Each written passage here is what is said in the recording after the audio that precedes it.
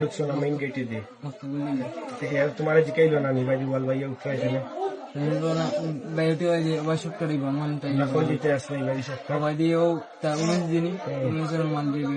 last delivery কোন জায়গা দিছে আমি তো বলি না ওমেন্স অর ইনো যদি আমি বসলা না ওমেন্স কলেজ যেটা